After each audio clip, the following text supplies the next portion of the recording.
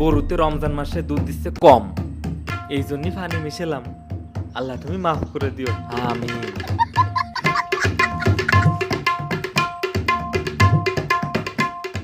আসসালামু আলাইকুম ব্যাপারী সাহেব। ওয়ালাইকুম আসসালাম। তা আপনাকে তো মসজিদে একক তো নামাজের সময় দেখা যায় না, এখন আবার দেখতেছি টুপি মাথায় দিয়ে দুধ বেচতে যাচ্ছেন, ব্যাপার কি? যাই হোক ব্যাপারী সাহেব, আমার দুধ লাগবে, আমার 1 কেজি দুধ দেন। ইমাম সাহেব, গরুতে দুধ কম দিচ্ছে, ওই হাফ কেজির বেশি আমি দিতে পারবো না।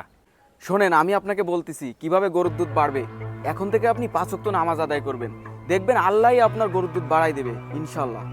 ইমাম সাহেব, দুধে পানি মিশালে আমি জানি দুধ বাড়ে, কিন্তু 5 ওয়াক্ত নামাজ পড়লে যে দুধ বাড়ে এটা তো জানতাম না। শোনেন ভাই, আপনি আমার কথা মতো 5 ওয়াক্ত নামাজ আদায় করে দেখেন, তারপরেও যদি দুধ না বাড়ে তখন আপনি আমাকে বললেন।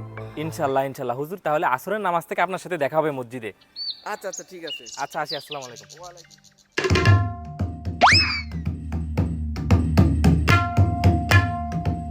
কি ব্যাপার ব্যাপারী সাহেব, সূর্য কোন দিকে উঠলো? আপনারা তো আমি কখনো মসজিদে দেখি না, আজকে হঠাৎ মসজিদে কি মনে করে? না মানে ওই ইমাম সাহেবের সাথে দেখা হয়েছিল তো, ইমাম সাহেব বলিছে আমি 5 ওয়াক্ত নামাজ পড়লে নাকি আমার গরুর দুধ বৃদ্ধি পাবে, এই জন্যই আইছি। ও, গরুর দুধ বৃদ্ধি করার জন্য আপনি নামাজ পড়তে আসছেন? ঠিক আছে, চালাই যান।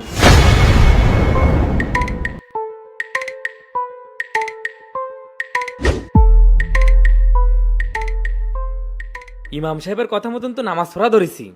মনে হয় আজকে তো